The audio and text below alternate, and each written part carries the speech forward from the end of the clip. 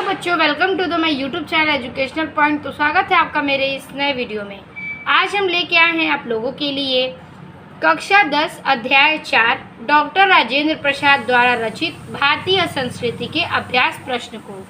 पिछली वीडियो में हमने 4 तक के अभ्यास प्रश्नों को समझा था और उसके पैराग्राफ के प्रश्नों के उत्तर को देखे थे हमने नोट्स के साथ। तो आज के इस वीडियो में हम उसके आगे के पैराग्राफ्स को देखेंगे। तो 4 के बाद 6 के पैराग्राफ से हम स्टार्ट करेंगे। तो ये है हमारा 6 का पैराग्राफ, ठीक है। तो इस पैराग्राफ में डॉक्टर राजेंद्र प्रसाद यानी कि लेखक क्या कहना चाहते हैं और उन्होंने किन किन चीज़ों का वर्णन किया है उसको हम देखेंगे, समझेंगे, फिर हम इसके प्रश्नों के उत्तर को देंगे। तो कह रहा है इस पैराग्राफ में भी कि हम अपने दुर्दिनों, ठीक है, दुर्दिनों में भी ऐसे मनीषियों और कर्मयोगियों को पैदा कर सकें जो संसार के इतिहास के किसी युग में अत्यंत उच्च, आसान और अधिकारी होते हैं। तो कहने का तात्पर्य है कि हम अपने दुर्दिनों यानी कि जो हमारे दुख के दिन थे उसके अधिकारी होते हैं। दुर्दिनों को ऐसे मनीषियों और कर्मयोगियों को पैदा कर सकें, यानी कि अपने दुख के दिनों को ऐसी चीज़ें करें जिससे हम मनुष्यों और उसके कर्म के योगदान को पैदा कर सकें जो संसार के इतिहास के किसी युग में अत्यंत आसान के अधिकारी होते हैं। यानी कि इस संसार के वो चीज़ें जो हैं इस संसार में इतिहास के किसी के युग में, यानी कि इस संसार के इतिहास में किसी युग का अत्यंत यानी कि बहुत उच्च, आसान के अधिकारी होते हैं। यानी कि ये जो मनीषी और कर्मयोगियाँ हैं वो पैदा कर सकें तो ये किसी युग के अत्यंत ही उच्च और आसान अधिकारी होते हैं। अपनी दास्ता के दिनों में हमने गांधी जैसे कर्मठ, धर्मनिष्ठ, क्रांतिकारी ऐसे उनके उद्भट विद्वान और वैज्ञानिक पैदा किए जिनका सिक्का संसार मानता है, ठीक है। तो अपनी दास्ता के दिनों में, ठीक है, अपनी दास्ता के दिनों में गांधी जी जैसे कर्मठ, धर्मनिष्ठ यानी कि कर्म से पूर्ण धर्म के लिए और क्रांतिकारी को, ठीक है, क्रांतिकारी को रविंद्र के जैसे मनीषी कवि, यानी कि रविंद्र जो है वो एक मनीषी कवि थे, और अरविंद तथा रमण महर्षि, ठीक है, और अरविंद हैं और फिर महर्षि रमण हैं जैसे योगियों को पैदा किया, ठीक है। ये सारे योगियों को पैदा किया और उन्हीं दोनों में हमने ऐसे अनेक उद्भट विद्वान और वैज्ञानिक पैदा किए, यानी कि उन्हीं योगियों को पैदा किया और उन्हीं दिनों में हमने ऐसे अनेक उद्भट, ठीक है, अनेक प्रकार के विद्वान और वैज्ञानिकों को भी पैदा किए, यानी कि उन्हें बनाया गया। फिर जिनका सिक्का संसार मानता है, जिनको क्या संसार एक सिक्का जैसा मानता है, जिन हालातों को पकड़कर संसार की प्रसिद्ध जातियां मिट गईं, यानी कि जिस हालात को पकड़ करके संसार की सारी जातियां जो है वो मिट सी गईं, उनमें हम केवल जीवित ही रहे वरन अपने आध्यात्मिक और बौद्धिक गौरव को बनाए रख सकें। यानी कि उनमें हम केवल जीवित ही रहे और अपने आध्यात्मिक बौद्धिक गौरव को बनाए रख सके। उसका कारण यही है कि सामूहिक चेतना ऐसे नैतिक आधार पर ठहरी हुई है जो पहाड़ों से भी मजबूत, समुद्र से भी गहरी और आकाश से भी अधिक व्यापक है। यानी कि जीवित रहे, यानी कि जो वरन जीवित है वो आध्यात्मिक और बौद्धिक गौरव को बनाए रख सके। यानी कि जो भी मनुष्य जीवित रहे वो एक आध्यात्मिक तौर पर बौद्धिक गौरव की सौंदर्य को क्या करे, बनाए रख सके। और उसका कारण यह है कि हमारी जो सामूहिक चेतना है, यानी कि हमारे सामूहिक यानी कि एक साथ रहने की जो चेतना है ऐसे नैतिक आधार पर ठहरी हुई है, एक नैतिक से आधार पर क्या है, बेस पर ठहरी हुई है, रुकी हुई है, जो पहाड़ों से भी मजबूत, समुद्रों से भी गहरी और आकाश से भी अधिक व्यापक है। क्या है, पहाड़ों से मजबूत, समुद्रों से गहरी और आकाश से भी अधिक क्या है, व्यापक है। ठीक है, तो इस प्रकार से ये क्या हो गया, आपका पैराग्राफ को मैंने एक्सप्लेन किया। हेडिंग कर लेंगे हम अपने दुर्दिनों और डॉटेड व्यापक है। पहला प्रश्न कह रहा है उपयुक्त गद्यांश का संदर्भ लिखिए। तो जो मैंने पार्ट 1 के वीडियो में आपको संदर्भ बताया वही संदर्भ लिखना है। और दूसरा प्रश्न कह रहा है कि गद्यांश के रेखांकित अंश की व्याख्या कीजिए। तो रेखांकित अंश है हमारी सामूहिक चेतना ऐसे नैतिक आधार पर ठहरी हुई है जो पहाड़ों से भी मजबूत, समुद्रों से भी गहरी और आकाश से अधिक क्या है, व्यापक है। तो चलिए इसका अर्थ भी देख लेते हैं। तो इस प्रकार से हेडिंग कर लेंगे हम अपने डॉटेड व्यापक है। संदर्भ इसका पूर्ववर्त रहेगा। रेखांकित अंश की व्याख्या में लिखेंगे कि लेखक कहते हैं कि भारतीय संस्कृति अथवा भारतवासियों की संपूर्ण व एकीकृत चेतना अहिंसा और नैतिकता नामक ऐसे आधार पर आधारित है जो पहाड़ों से भी अधिक मजबूत एवं नदियों से भी गहरा तथा आकाश से भी ज़्यादा व्यापक है। तो ये हो गया आपके रेखांकित अंश की व्याख्या। अगला प्रश्न कह रहा है इसमें कि प्रश्न है तीसरे का ए कि हम अपने दुर्दिनों में किस प्रकार के मनीषियों को पैदा कर सके हैं। उत्तर लिखेंगे कि हम अपने दुर्दिनों में भी गांधी जी जैसे कर्मठ, धर्मनिष्ठ, क्रांतिकारी, रविंद्र जैसे मनीषी कवि और अरविंद तथा रमण महर्षि जैसे योगियों को पैदा किया है। ठीक है, अगला प्रश्न इसमें कह रहा है कि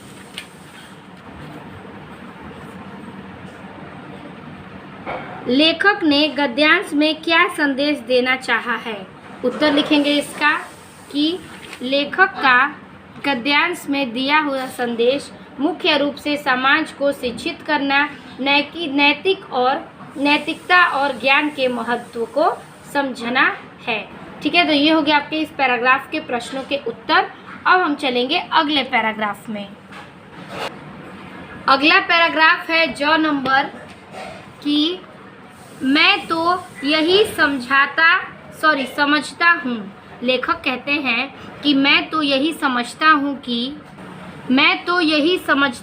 कि यदि हमें अपने समाज और देश में उन सभी अन्यायों और अत्याचारों की पुनरावृत्ति नहीं करनी है, ठीक है, जिसके द्वारा आज के सारे संघर्ष उत्पन्न होते हैं। यानी कि लेखक कहते हैं कि मैं तो यही समझता हूँ कि यदि हम अपने समाज और देश के, ठीक है, यदि हम लोग सारे लोग अपने समाज और देश में उन सब अन्यायों, ठीक है, अन्याय करने वाले और अत्याचारों की पुनरावृत्ति नहीं करनी है, यानी कि उसे पुनः जागृत नहीं करना चाहिए, जिसके द्वारा आज के सारे संघर्ष उत्पन्न होते हैं। ठीक है, इन दोनों चीज़ों के द्वारा, अन्याय और अत्याचार के द्वारा ही तो पुनरावृत्ति नहीं करनी चाहिए। ठीक है, जिसके द्वारा आज के सारे संघर्ष उत्पन्न होते हैं। अगर ये दोनों चीज़ों को हम अगर जागृत करें तो इसके द्वारा आज के सारे जो संघर्ष हैं, यानी कि हमें जो चीज़ें करनी पड़ रही हैं वो चीज़ें उत्पन्न होने लगती हैं।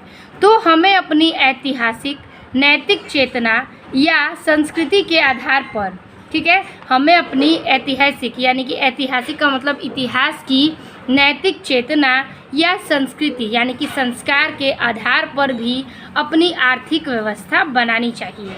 क्या करनी चाहिए? उसे सुधारना चाहिए और उसकी आर्थिक व्यवस्था को ठीक करना चाहिए। अर्थात उसके पीछे वैश्विक लाभ और भोग की भावना प्रधान न होकर वैश्विक त्याग और सामाजिक कल्याण की भावना ही प्रधान होनी चाहिए। ठीक है, तो कहने का तात्पर्य है कि अर्थात आर्थिक व्यवस्था बनानी चाहिए और उसके पीछे वैश्विक लाभ, एक वैश्विक लाभ होना चाहिए और भोग की भावना प्रधान न होकर, ठीक है, भोग की भावना न अधिक बढ़े और वैश्विक त्याग, यानी कि उन चीज़ों को त्याग कर सामाजिक कल्याण की भावना ही प्रधान होनी चाहिए। यानी कि अन्याय अत्याचारों की चीज़ों को त्याग कर हमें समाज की कल्याण की भावना को क्या करना? प्रधान देना चाहिए। हमारे प्रत्येक देशवासी को अपने सारे आर्थिक व्यापार उसी भावना से प्रेरित होकर करने चाहिए। ठीक है, यानी कि हमारे प्रत्येक देशवासी के जो लोग हैं वो सारे अपने आर्थिक व्यापार, ठीक है, अपनी आर्थिक स्थिति के व्यापार को क्या करना चाहिए, उसी भावना से प्रेरित होकर करना चाहिए, यानी कि उसे आगे बढ़ाना चाहिए, आर्थिक व्यवहार सही करना चाहिए। वैयक्तिक, ठीक है, वैयक्तिक स्वार्थों और स्वास्थ्यों पर जोर न देकर वैयक्तिक कर्तव्य और सेवा निष्ठा पर जोर देना चाहिए। क्या करना चाहिए, वैयक्तिक स्वार्थ और स्वास्थ्यों पर जोर न देकर, इन दोनों पर हमें जोर न देकर एक वैयक्तिक कर्तव्य यानी कि अपने कर्तव्य पर, सेवा निष्ठा पर जोर देना चाहिए और प्रत्येक कार्यवाही इसी तराजू में तौली जानी चाहिए, यानी कि प्रत्येक कार्य को हमें इसी तराजू में तौल देना चाहिए। यही यहाँ पर लेखक कहते हैं और उन्होंने समाज की संस्कृति के लिए यह वर्णन दिया है। तो इस प्रकार से आपका ये पैराग्राफ का मैंने अर्थ समझा दिया है। संदर्भ आपका पूर्ववर्त रहेगा। अगला प्रश्न है रेखांकित अंश की व्याख्या। तो इसमें दो रेखांकित अंश हैं, एक यदि से लेके चाहिए तक और दूसरा है हमारे प्रत्येक से लेके देना चाहिए तक। ठीक है, तो इन दोनों के पैराग्राफ का हम अर्थ देखेंगे, लेकिन हम पैराग्राफ चेंज करके देखेंगे ताकि आपके दोनों के अर्थ स्पष्ट रूप से दिखाई दे सकें। हेडिंग कर लेंगे, मैं तो यही समझता डॉटेड जानी चाहिए। चलिए अब देखते हैं प्रश्नों के उत्तर। हेडिंग कर लेंगे ज का, मैं तो यही डॉटेड जानी चाहिए। संदर्भ इसका पूर्ववर्त रहेगा। रेखांकित अंश की व्याख्या में लिखेंगे कि लेखक कहते हैं कि हमें समाज और देश में अन्यायों और अत्याचारों को फिर से न दोहराए जाने के लिए अपनी आर्थिक व्यवस्था में परिवर्तन करना चाहिए। आर्थिक व्यवस्था के दूषित होने के कारण ही सारे संघर्ष उत्पन्न होते हैं। हमारी आर्थिक व्यवस्था का आधार नैतिक चेतना या संस्कृति द्वारा निर्धारित होना चाहिए।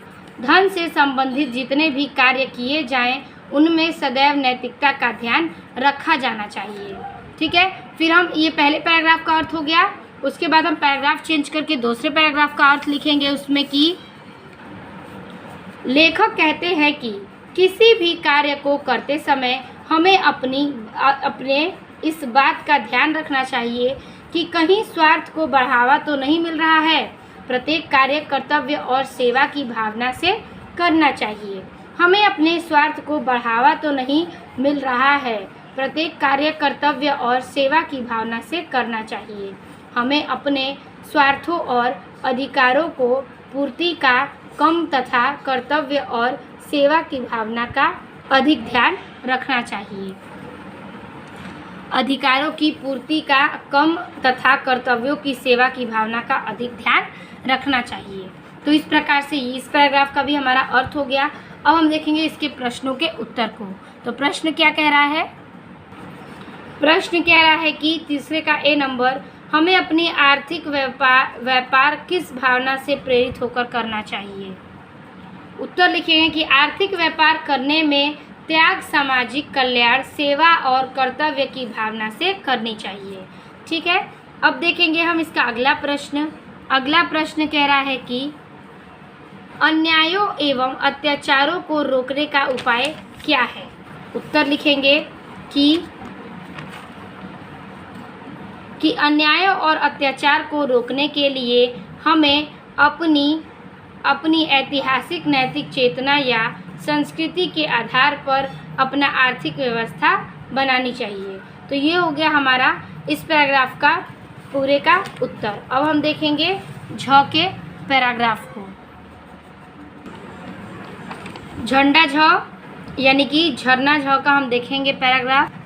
कह रहा है कि आज विज्ञान मनुष्यों के हाथों से अद्भुत और अतुल शक्ति दे रहा है। यानी कि आजकल का जो विज्ञान है वो मनुष्यों के हाथों से एक अद्भुत और अतुल्य शक्ति प्रदान कर रहा है। हम विज्ञान से कई चीज़ें जागृत कर रहे हैं, इसलिए ये मनुष्यों के लिए एक अद्भुत और अतुल्य शक्ति दे रहा है। उसका उपयोग एक व्यक्ति और समूह के उत्कर्ष और दूसरे व्यक्ति और समूह के गिराने से होता ही रहेगा। यानी कि इसका उपयोग एक व्यक्ति और समूह के उत्कर्ष से और दूसरे व्यक्ति और समूह के गिराने से ही होता रहेगा। यानी कि इसकी क्या है, उत्कर्ष यानी कि उन्नति को एक व्यक्ति दूसरी व्यक्ति के समूह से के गिराने से ही होता है। इसलिए हमें उस भावना को जागृत रखना है।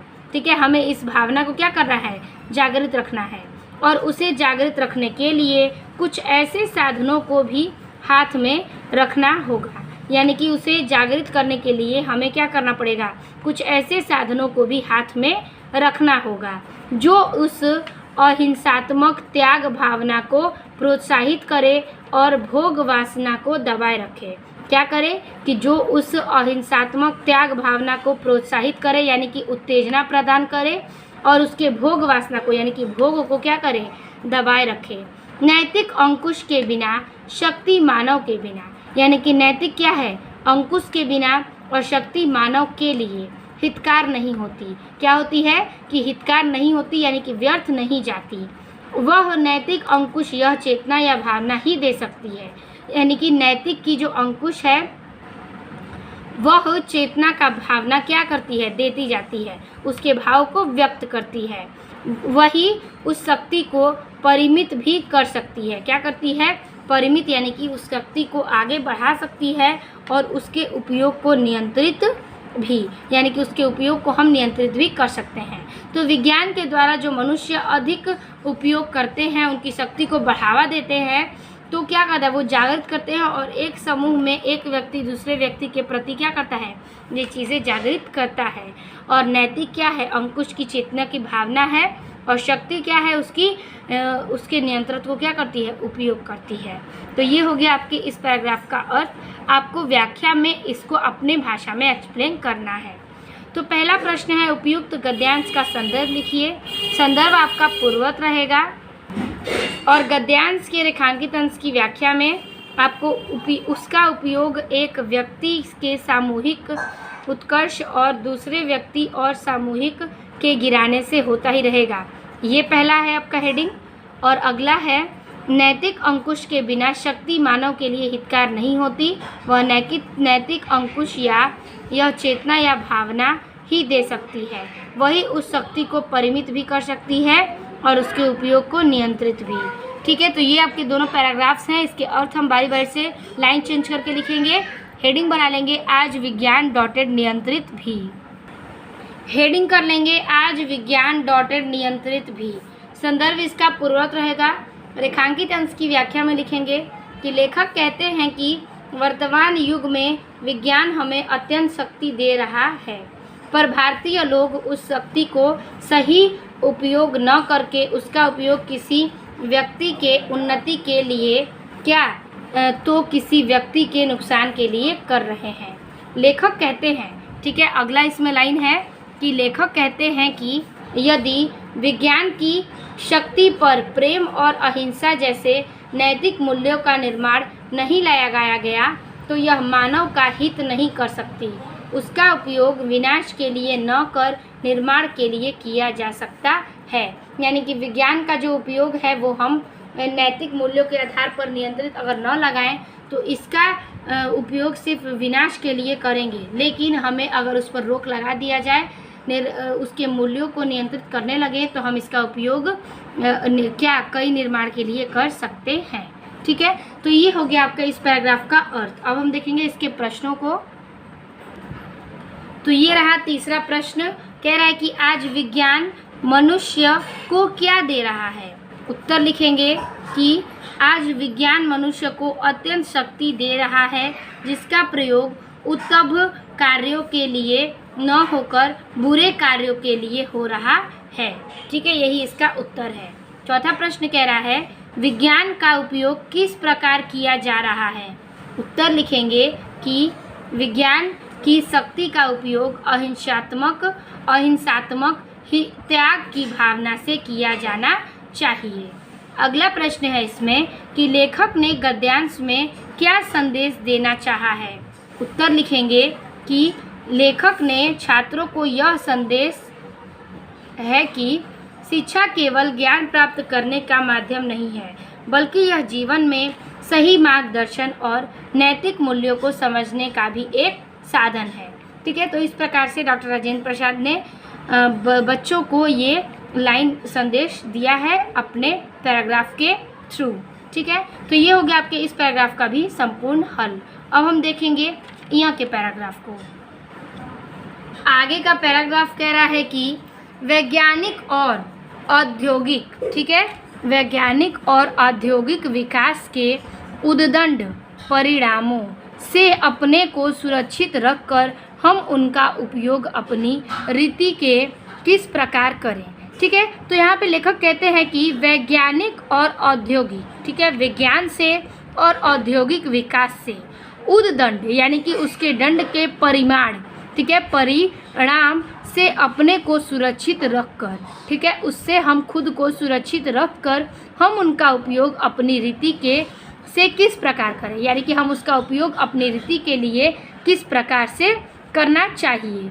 इस बारे में दो बातों का हमें बराबर ध्यान रखना है। ठीक है, इस बारे में हमें दो बातों का बराबर ध्यान रखना है। तो वो कौन सी बात है, तो चलिए देखते हैं। लेखक ने कहा है कि पहली बात तो यह है कि हर प्रकार की प्रकृतिजन्य और मानवकृत विपदाओं के पड़ने पर भी हम लोगों की सृजनात्मक शक्ति कम नहीं हुई। ठीक है, तो पहली बात ये लेखक कहते हैं कि हर प्रकार की प्राकृतिक जन्य यानी कि प्राकृतिक से जन्य यानी कि प्राकृतिक के कारण और मानवकृत और मानव के द्वारा विपदाओं यानी कि विपत्ति के पड़ने पर यानी कि संकट के पड़ने पर भी हम लोगों की सृजनात्मक शक्ति को कम नहीं हुई है। यानी कि हमारे लोगों में सृजनात्मक यानी कि एकता की शक्ति कम नहीं हुई है। हमारे देश में साम्राज्य बने और मिटे, हमारे देश में कई सारे साम्राज्य बने और कई सारे साम्राज्य मिट भी गए। विभिन्न संप्रदायों का उत्थान पतन हुआ। क्या हुआ? विभिन्न संप्रदाय यानी कि अलग अलग संप्रदायों का उत्थान पतन हुआ, यानी कि बना और मिट भी गया, यानी कि आगे भी बढ़ा। हम विदेशियों से आक्रांत और पद्वलित हुए। क्या किए? हम विदेशियों से आक्रांत यानी कि हम विदेशियों के कारण आक्रांत और उसके दुख को बर्दाश्त किए और हमने सहन किया उसकी क्या शक्ति को। हम पर प्रकृति और मानवों के बारे में बार मुसीबतों का पहाड़ ढा दिया, यानी कि हम पर प्रकृति और मानवों ने, ठीक है, हमारे देश के ऊपर प्रकृति और मानव दोनों ने ही क्या किया कि अनेक मुसीबतों का पहाड़ ढा दिया, यानी कि गिरा दिया। तो हम पर मानवों ने कई प्रकार की मुसीबत क्या कर दी? गिरा दी। ठीक है, प्रकृति और मानव के द्वारा। फिर कह रहा है पर फिर भी हम लोग बने रहे। क्या कर रहे?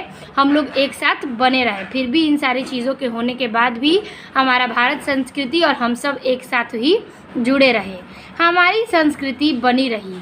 ठीक है, हमारी संस्कृति बनी रही और हमारा जीवन एवं सृजनात्मक शक्ति बनी रही, यानी कि हमारे जीवन में सृजनात्मक यानी कि एकता रहने की शक्ति बनी रही।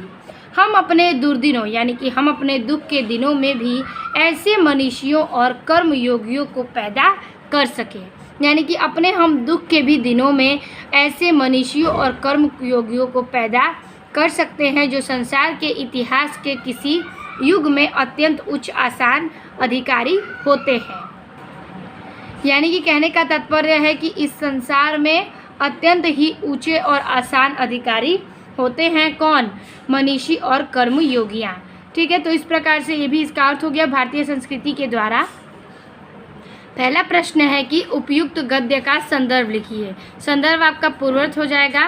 रेखांकित अंश की व्याख्या में हमें पहली बात तो यह है से लेकर शक्ति बनी रही तक का करना है। तो जैसा कि मैंने आपको समझाया वैसे ही हमें अपनी भाषा में लिखना है। तो चलिए लिख के देख लेते हैं। हेडिंग कर लेंगे वैज्ञानिक और डॉटेड अधिकारी होते। हेडिंग हो जाएगा वैज्ञानिक और डॉटेड अधिकारी होते हैं। संदर्भ इसका पूर्ववर्त रहेगा। रेखांकित अंश की व्याख्या हेडिंग करके लिखेंगे। डॉक्टर राजेंद्र प्रसाद कहते हैं कि विभिन्न प्रकार की प्राकृतिक आपदाओं आई और मानवकृत विपदाएं भी आई, फिर भी हम दोनों को अपनी सृजनात्मक शक्ति को नहीं छोड़ा, यानी कि एकता को नहीं छोड़ा। हमारे देश में अनेकों साम्राज्य बनाए गए, कई प्रकार की संप्रदाय आई और अनेक जाति अनेक वंश भी आए। हमारे ऊपर विदेशियों ने शोषण किया, फिर भी हम प्रकृति और मानवों के तमाम मुसीबतों को झेले, फिर भी हम वैसे के ही वैसे हैं हमारे, ठीक है, फिर भी हम वैसे के वैसे ही हैं और हमारी संस्कृति बनी रही और हमारा जीवन उसी तरह सृजनता शक्ति का बना रहा, सृजनात्मक यानी कि एकता शक्ति से बना रहा, एकता की शक्ति से बना रहा। ठीक है, तो इस प्रकार से ये इस पैराग्राफ का अर्थ होता है। अब हम देखेंगे इसके प्रश्नों को। इसका प्रश्न कह रहा है कि लेखक ने उपयुक्त गद्यांश में भारतीयों की किस विशेषता का उल्लेख किया है। उत्तर लिखे हैं कि लेखक ने भारतीयों की सृजनात्मक शक्ति और विपरीत परिस्थितियों में भी बने रहने की क्षमता का उल्लेख किया है। तो इस पैराग्राफ का भी ये तीनों प्रश्न के उत्तर को हमने लिख के दिखा दिया। अब देखेंगे हम ट के पैराग्राफ को। ट पैराग्राफ कह रहा है कि हमारी संस्कृति का मूलाधार इसी अहिंसा तत्व पर स्थापित रहा है। ठीक है, तो इस पैराग्राफ में लेखक कहते हैं कि हमारी संस्कृति का जो मूल आधार है वो अहिंसा के तत्व पर क्या है, स्थापित है। जहाँ जहाँ हमारे नैतिक सिद्धांतों का वर्णन आया है, यानी कि जिस जिस जगह पर हमारे नैतिक के सिद्धांत का वर्णन किया गया है वहाँ अहिंसा को भी उसमें मुख्य स्थान दिया गया है, यानी कि अहिंसा को भी उसका मुख्य स्थान हम मानते हैं। अहिंसा का दूसरा नाम या दूसरा रूप त्याग है।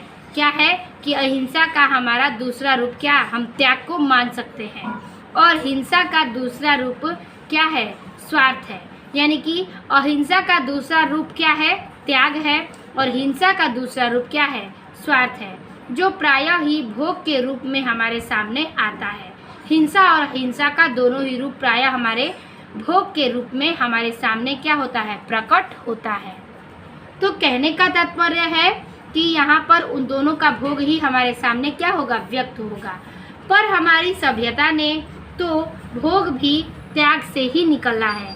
ठीक है, पर हमारी सभ्यता ने तो भोग को भी त्याग से क्या करता है, निकाला है, और भोग ही त्याग में पाया जाता है। यानी कि भोग में ही हमने त्याग को पाया है, यही बात इसमें वर्णित हुआ है। श्रुति कहती है, श्रुति यहाँ पर कोई श्रुति है जो कहती है कि तेन तत्केन भुड़जिथा। ठीक है, तेन तत्केन यानी कि कहने का अर्थ है कि त्याग के द्वारा भोग करो। ठीक है, तेन तत्केन भुजर्थिता यानी कि त्याग के द्वारा ही क्या करो, भोग करो। इसी के द्वारा हम व्यक्ति के बीच का विरोध, व्यक्ति और समाज के बीच का विरोध, और समाज और समाज के बीच का विरोध। ठीक है, तो यहाँ पे कह रहा है कि इसी कारण के द्वारा, जो त्याग ही का द्वारा ही भोग करना है, इसी के कारण व्यक्ति के बीच में विरोध है, व्यक्ति और समाज के बीच विरोध है, और समाज के साथ भी विरोध है, और देश के विरोध को मिटाना चाहते हैं। देश और देश के बीच के विरोध को क्या करना चाहते हैं, हम मिटाना चाहते हैं। हमारी सारी नैतिक चेतना इसी तत्व में ओतप्रोत है, यानी कि हमारी सारी जो नैतिक की चेतना है वो इसी तत्व में क्या है, लीन है। इसी में हम इसमें लगा देते हैं अपने, इसी को हम विहीन, अपनी चेतना को इसी ओतप्रोत यानी कि इसी तत्व में विहीन कर देते हैं। तो इस प्रकार से इस पैराग्राफ का भी अर्थ मैंने आपको समझा दिया। पहला प्रश्न है संदर्भ, तो संदर्भ आपका पूर्वत रहेगा। दूसरा है रेखांकित अंश की व्याख्या, तो रेखांकित अंश है हमारी संस्कृति से लेके आता है, फिर श्रुति कहती है से लेकर ओतप्रोत है। तो इन दोनों का हम अर्थ देख लेते हैं, हेडिंग कर लेंगे, हमारी संस्कृति से ओतप्रोत है।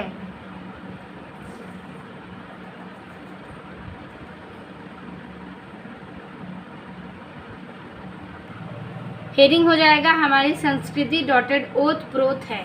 संदर्भ इसका पूर्वत रहेगा। रेखांकित अंश की व्याख्या में लिखेंगे कि लेखक कहते हैं कि हमारी संस्कृति का मूलाधार इस अहिंसा तत्व पर स्थापित रहा है। जहाँ जहाँ हमारे नैतिक सिद्धांतों का वर्णन आया है, अहिंसा को ही उसमें मुख्य स्थान दिया है। अहिंसा का दूसरा रूप त्याग है और हिंसा का दूसरा रूप स्वार्थ है, जो प्रायः भोग के रूप में हमारे सामने आता है। ठीक है, अब है अगला लाइन कि श्रुति कहती है कि त्याग के द्वारा भोग करो, अर्थात केवल त्याग से ही व्यक्ति, समाज और देश के बीच का विरोध दूर किया जा सकता है। यानी कि त्याग के भोग से ही अगर हम चीज़ों को त्याग करेंगे तो हम सब क्या करते हैं, अपने विरोध को दूर कर सकते हैं। हमारी नैतिक मूल्यों की नींव इसी त्याग से निहित है। यानी कि हमारे नैतिक मूल्यों का जो नींव है, यानी कि उसका जड़ है, वो त्याग से है। अगर हम कुछ चीज़ों को त्याग कर सकते हैं तो हमारे बीच का विरोध भेदभाव भी समाप्त हो जाएगा। तो इस प्रकार से ये इसका अर्थ हो गया। और हम चलेंगे इसके प्रश्नों पे।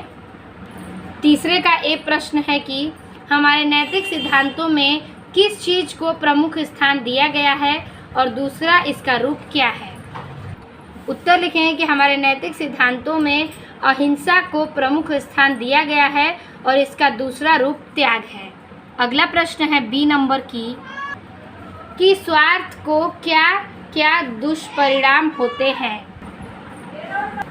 उत्तर लिखेंगे कि स्वार्थ के दुष्परिणामों में व्यक्ति के बीच विरोध, व्यक्ति और समाज के बीच विरोध, और समाज के बीच के विरोध, और देश के बीच विरोध शामिल है।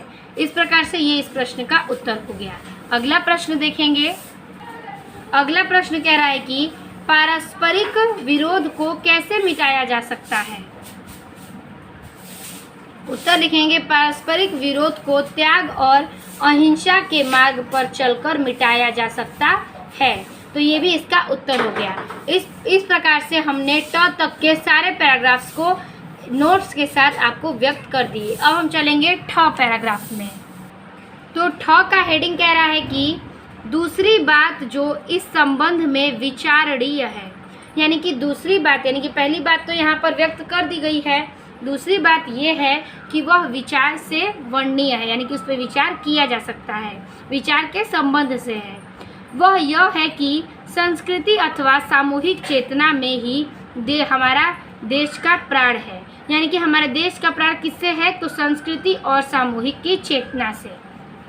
ठीक है, इसी नैतिक चेतना के सूत्र से हमारे नगर और ग्राम, ठीक है, इसी नैतिक चेतना के एक सूत्र में बंधा हुआ है हमारा नगर और ग्राम, हमारे प्रदेश और संप्रदाय, हमारे विभिन्न वर्ग और जातियां आपस में बंधी हुई हैं।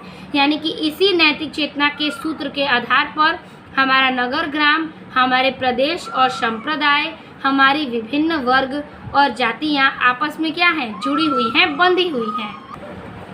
फिर आगे है कि वहाँ उन सब में क्या है, यह एकता है। वहाँ उन सब के बीच क्या है, एक एकता की सूत्री बांधी गई है। इसी बात को ठीक तरह से पहचान लेने से बापू ने जनसाधारण को बुद्धिजीवियों के नेतृत्व की क्रांति करने के लिए इस नैतिक चेतना का सहारा लिया था। यानी कि इसी बात को ठीक तरह से पहचान लेने पर, ठीक है, इसी बात को ठीक तरह से पहचान लेने पर बापू ने जनसाधारण को क्या किया, जनसाधारण को बुद्धिजीवियों के नेतृत्व में क्रांति करने के लिए इसी नैतिक चेतना का क्या किया था, सहारा लिया था। और अहिंसा, सेवा और त्याग की बातें, अहिंसा की, सेवा की और त्याग की बातों से जनसाधारण का हृदय इसलिए आंदोलित हो उठा क्योंकि उन्हीं से तो शताब्दियों से प्रभावित और प्रेरित रहा है। यानी कि सेवा और त्याग की बातें जनसाधारण का हृदय इसलिए आंदोलित कर उठी क्योंकि इन्हीं से शताब्दियों से प्रभावित क्या होती है, प्रभावित होती है शताब्दियों से, और क्या करती है, प्रेरित करती है। ठीक है, तो इसी बात पर गांधी जी ने इन सब का जनसाधारण करने का सोचा, बापू ने। इस प्रकार से ये हो गया इस पैराग्राफ का, और चूँकि मैंने आपको समझा दिया। पहला प्रश्न कह रहा है उपर्युक्त गद्यांश का संदर्भ लिखिए, संदर्भ आपका पूर्वोत्तर रहेगा। अगला है रेखांकित अंश की व्याख्या कीजिए। तो रेखांकित अंश की व्याख्या वह यह है से लेकर सहारा लिया था, लेकिन हेडिंग हम कर लेंगे दूसरी बात डॉटेड प्रेरित रहा। अब हम देखेंगे यहाँ से यहाँ तक के अर्थ को, जो कि हमें अपने भाषा में लिखना है। हेडिंग कर लेंगे दूसरी बात डॉटेड प्रेरित रहा, संदर्भ इसका पूर्वोत्तर रहेगा। रेखांकित अंश की व्याख्या में लिखेंगे कि लेखक कहते हैं कि यह संस्कृति और सामूहिक चेतना ही हमारे देश का प्राण है। इस नैतिक चेतना के सूत्र से हमारे नगर और ग्राम, हमारे प्रदेश और संप्रदाय, हमारे भिन्न वर्ग और जाति आपस में जुड़ी हुई है। वहाँ उन सबका एकता है। क्या है? वहाँ उन सबका एक एकता है। इसी बात को बापू ने ठीक से पहचाना और जनसाधारण को बुद्धिजीवियों के नेतृत्व में क्रांति करने के लिए इस नैतिक चेतना का सहारा लिया था। तो इसी एकता के गुणसूत्र में बांधने के लिए बापू ने इस नैतिक चेतना का सहारा लिया और उन सारी बातों को क्या किया? जनसाधारण की बुद्धिजीवियों का नेतृत्व क्रांति करने के लिए दिया। तो इस प्रकार से ये हो गया इसका व्याख्या। अब हम देखेंगे इसके प्रश्नों को। पहला प्रश्न इसमें कह रहा है कि जनसाधारण का हृदय किन बातों से आंदोलित हो उठा और क्यों? तो यहाँ पे देखिए कि अहिंसा, सेवा और त्याग की बातों से जनसाधारण का हृदय आंदोलित हो उठा। ठीक है, क्योंकि उन्हीं से उनकी शताब्दियों को प्रभावित और प्रेरित रहा था। तो चलिए इसका उत्तर यही लिखेंगे। उत्तर लिखेंगे इसका कि जनसाधारण का हृदय अहिंसा, सेवा और त्याग की बातों से आंदोलित हो उठा, क्योंकि उन्हीं से तो वह शताब्दियों से प्रभावित और प्रेरित हुए। ठीक है, अगला इसका प्रश्न है कि हमारे देश का प्राण क्या है? उत्तर लिखेंगे हमारे देश का प्राण संस्कृति और सामूहिक चेतना है। अगला प्रश्न है कि बापू ने क्रांति करने के लिए किसका सहारा लिया था? उत्तर लिखेंगे कि बापू ने क्रांति करने के लिए नैतिक चेतना का सहारा लिया था। तो इस प्रकार से हमारा ठ पैराग्राफ भी समाप्त होता है। अब हम देखेंगे ड पैराग्राफ। ड पैराग्राफ कह रहा है कि वर्तमान युग में भारतीय संस्कृति के समन्वय के प्रश्न में के अतिरिक्त यह बात भी विचारणीय है कि भारत की प्रत्येक प्रादेशिक सुंदर भाषा की सुंदर और आनंदप्रद कृतियों का स्वाद भारत के अन्य प्रदेशों के लोगों को कैसा चखाया जाए। यानी कि इसमें लेखक कहते हैं कि वर्तमान के युग में, यानी कि इस वर्तमान काल में भारतीय संस्कृति के, ठीक है, वर्तमान काल के भारतीय संस्कृति के समन्वय यानी कि एकता के प्रश्न के अतिरिक्त यह बात भी क्या है? विचारणीय है, यानी कि विचार करने के योग्य है। फिर कह रहा है कि भारत के प्रत्येक प्रादेशिक भाषा की सुंदर और आनंदप्रय, ठीक है, भारत के कई, प्रत्येक मतलब कई, प्रादेशिक यानी कि प्रदेश की भाषा की सुंदर, यानी कि प्रदेश की भाषा क्या है? सुंदर और आनंदप्रद कृतियों का स्वाद भारत के अन्य प्रदेशों के लोगों को कैसा चखाया जाए। यानी कि भारत की सुंदर और आनंदप्रद जो कृतियां हैं उनका स्वाद भारत प्रदेश के अनेक लोगों को कैसे चखाया जाए। मैं समझता हूँ कि इस बारे में दो बातें विचारणीय हैं। यानी कि मैं समझता हूँ कि इस बारे में दो बातें विचार करने योग्य हैं। क्या इस संबंध में यह उचित नहीं होगा? क्या हमारे इस संबंध में यह उचित नहीं है कि प्रत्येक भाषा की साहित्यिक संस्थाएं उस भाषा की कृतियों के संग लिपि अर्थात देवनागरी के छपवाने का आयोजन करें। ठीक है, कि प्रत्येक भाषा की साहित्यिक संस्था जो है वो उस भाषा की कृति के संघ में क्या करे? देवनागरी के छपवाने का आयोजन करे। कि उस भाषा को क्या करे? देवनागरी की भाषा में छपवाने का आयोजन करे।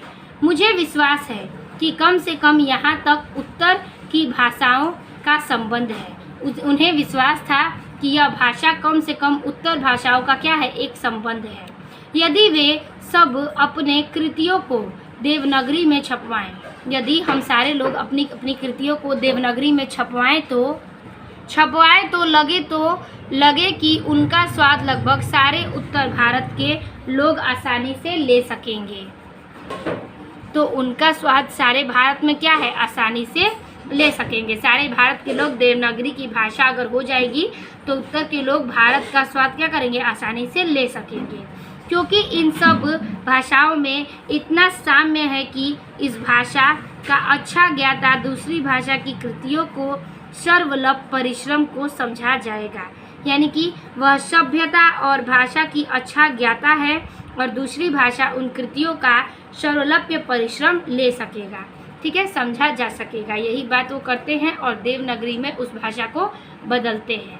ठीक है, तो यहाँ पर पहला प्रश्न है संदर्भ। संदर्भ आपका पूर्वत रहेगा। रेखांकित अंश की व्याख्या में आप कैसे लिखेंगे? चलिए पहले दिखा देते हैं आपको रेखांकित अंश क्या है। रेखांकित अंश है वर्तमान से लेकर के आयोजन करें, फिर लास्ट में यदि वे अपनी कृतियां देवनागरी में छपवाएं। चलिए इसका अर्थ भी देख लेते हैं अपनी भाषा में। हेडिंग कर लेंगे वर्तमान युग डॉटेड समझा जाएगा। संदर्भ इसका पूर्वत रहेगा। रेखांकित अंश की व्याख्या में लिखेंगे कि लेखक कहते हैं कि वर्तमान युग में भारतीय संस्कृति के समन्वय के प्रश्न के अतिरिक्त यह बात भी विचारपूर्ण है कि भारत की प्रत्येक प्रादेशिक भाषा की सुंदर और आनंदप्रद कृतियों का स्वाद भारत के अन्य प्रदेशों के लोगों को कैसे चखाया जाए। ठीक है, फिर आगे का है कि इस संबंध में यह उचित नहीं होगा कि प्रत्येक भाषा की साहित्यिक संस्था उस भारत की कृतियों के संग लिपि अथवा देवनागरी में छपवाने का आयोजन करे। ठीक है, यही इसका पैराग्राफ का अर्थ है। तो किस प्रकार से इसमें बापू कहते हैं कि उस कृतियों को देवनागरी में छपवाने का आयोजन किया जाए ताकि संघ की लिपि क्या करे, एक साथ रह सके। तो ये हो गया आपके इस पैराग्राफ का अर्थ, जो कि आपको अपनी ही भाषा में व्यक्त करनी है। ज़्यादा कुछ ऐड नहीं करना, सिर्फ आपको अपने भाषा में बताना है कि आप इसको कैसे समझते हैं। अगला इसका प्रश्न कह रहा है कि कृतियों को देवनागरी लिपि में छपवाने का क्यों सुझाव दिया गया है। उत्तर लिखेंगे कि कृतियों को देवनागरी लिपि में छपवाने लगे तो उनका स्वाद लगभग सारे उत्तर भारत के लोग आसानी से ले सकेंगे, इसीलिए कृतियों को देवनागरी में छपवाया गया। ठीक है, तो ये हो गया इसका उत्तर। अब हम चलेंगे इस पैराग्राफ के लास्ट पैराग्राफ में, यानी कि ड नंबर। ठीक है, पैराग्राफ कहना चाहता है कि अहिंसा का दूसरा नाम, दूसरा रूप त्याग है। ठीक है, जैसा कि मैंने आपको पहले बताया इसके आगे कि अहिंसा का दूसरा रूप हम त्याग को ले सकते हैं। अगर हम त्याग करें तो हम अहिंसा की भांति प्राप्त बनेंगे। और हिंसा का दूसरा रूप स्वार्थ है।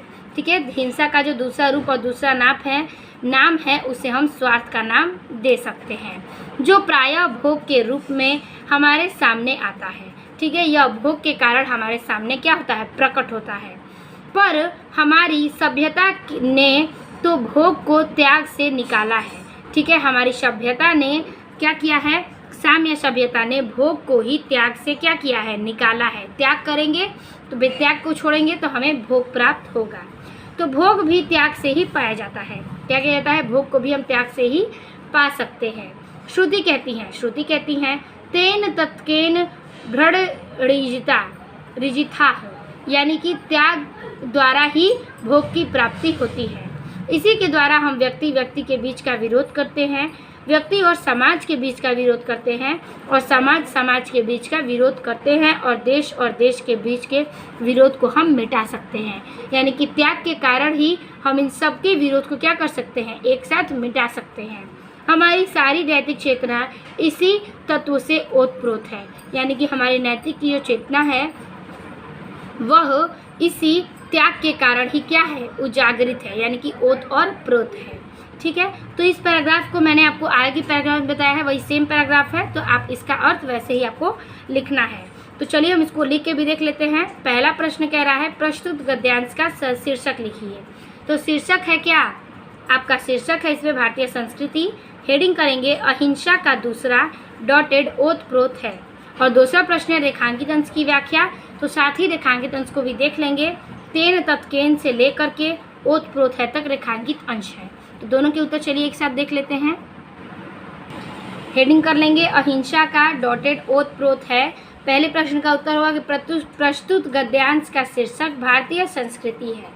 ठीक है, अब है रेखांकित अंश की व्याख्या। इसमें हम लिखेंगे कि लेखक कहते हैं कि त्याग के द्वारा भोग करोगे तो इसी के द्वारा हम व्यक्ति के बीच का विरोध, व्यक्ति और समाज के बीच का विरोध, समाज और समाज के बीच का विरोध, देश और देश के बीच का विरोध को मिटाना चाहते हैं। हमारी सारी नैतिक चेतना इसी तत्व पर ओतप्रोत है। तो इस प्रकार से इसका भी हमने अर्थ लिख दिया। अब हम चलेंगे इसके लास्टवें प्रश्न को। लास्टवा प्रश्न कह रहा है कि हमारे नैतिक सिद्धांतों के किस चीज़ को प्रमुख स्थान दिया गया है। उत्तर इसका लिखेंगे कि हमारे नैतिक सिद्धांतों में दूसरों के प्रति सम्मान और सहानुभूति को प्रमुख स्थान दिया गया है। तो इस प्रकार से आपके सारे पैराग्राफ जो कि है पार्ट 2 के वीडियो में समाप्त होते हैं। डॉक्टर राजेंद्र प्रसाद का जो लिखित भारतीय संस्कृति है उनके सारे प्रश्नों के उत्तर, हर एक पैराग्राफ का अर्थ आपको इस वीडियो में मिल गया है। तो वीडियो अच्छी लगी तो लाइक कमेंट अपने दोस्तों को शेयर कीजिएगा और चैनल को सब्सक्राइब कीजिएगा। आई होप आपको ये वीडियो अच्छी लगी होगी। मिलते हैं आपसे अगले और बेहतरीन वीडियो में, तब तक के लिए धन्यवाद।